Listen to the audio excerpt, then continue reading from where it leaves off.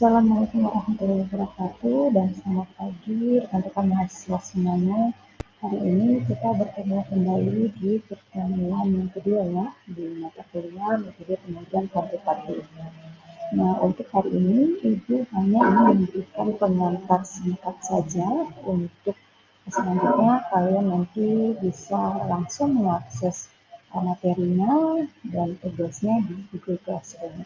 Di Google Classroom itu nanti Ibu akan memberikan materi yang bisa kalian download, dan setelah kalian download silakan dipelajari, dipahami, dan setelah itu bisa dilanjutkan untuk dikerjakan tugasnya ya. Situ nanti ada tenggat waktunya kapan ini harus diselesaikan, dan instruksi-instruksi tugasnya juga telah Ibu cantumkan, jelaskan di tugas tersebut. Nanti tinggal kalian akses saja link Google Classroom-nya, bisa kalian akses melalui grup WhatsApp ya. Di situ nanti akan dibagikan oleh komite kalian masing-masing, komite ya, akan dibagikan oleh komite. Untuk hari ini Ibu hanya akan membahas secara singkat saja materi yang akan kalian pelajari di Google Classroom tersebut. Ada 3 materi yang Ibu akan tersebut, yaitu perbedaan kuantitatif dan kualitatif, kemudian ciri-ciri penelitian kuantitatif, dan jenis penelitian kuantitatif dan kualitatif.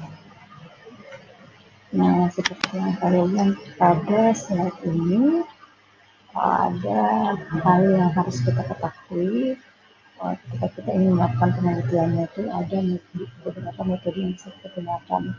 Nah, salah satunya adalah kuantitatif dan kualitatif. Tentunya ada perbedaan di antara penelitian kuantitatif ini dan kualitatif.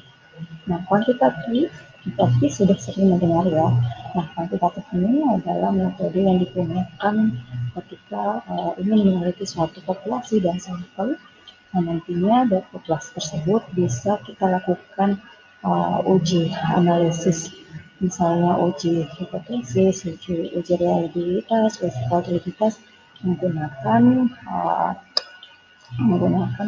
angka-angka atau menggunakan rumus-rumus statistik, dan nantinya dari hasil-hasil itu, dari data-data tersebut, bisa kita menggunakan aplikasi-aplikasi yang mempermudah untuk memperoleh hasilnya. Nah, dari situ nanti kalian bisa menggunakan rumus-rumus yang ada di aplikasi tersebut, misalnya SPSS, dan masih banyak lagi aplikasi-aplikasi lain yang bisa kalian gunakan.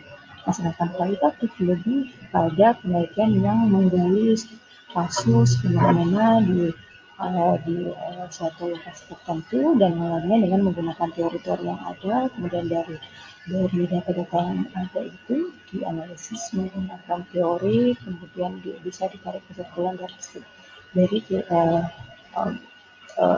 dari hasil wawancara dan yang lainnya. Perbedaannya juga biasa kita lihat ya, ada penelitian yang menggunakan kuesioner itu lebih ke mengarah ke kuantitatif, sedangkan kualitatif biasanya menggunakan pedoman wawancara seperti itu. Dan untuk lebih lengkapnya bisa kalian baca di materi yang Ibu upload di Google Classroom. Kemudian ada jenis penelitian kuantitatif. Di sini Ibu menjelaskan tuliskan hanya 2, yaitu kuantitatif komparatif dan kemudian asosiatif. Itu juga ada di materi yang Ibu upload ya. Ibu hanya membaca secara singkat saja, nanti kalian bisa pelajari lebih lanjut lagi di GCR.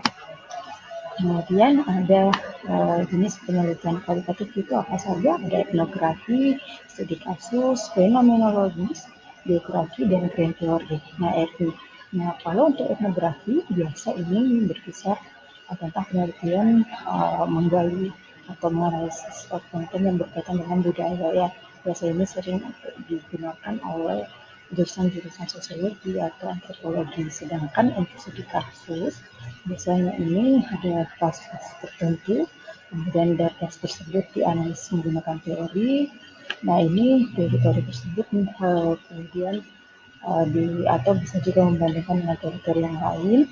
Ini lebih sering kita gunakan ya di jurusan kita, ilmu administrasi negara, begitu pula juga dengan ilmu pemerintahan dan ilmu sosial lainnya. Kemudian fenomenologis yang pertama juga demonstrasi lebih kepada fenomenologi, fenomenanya di lapangan seperti apa, kemudian dari fenomena tersebut kemudian tetap juga menggunakan teori-teori yang ada di analisis studi dan yang lainnya.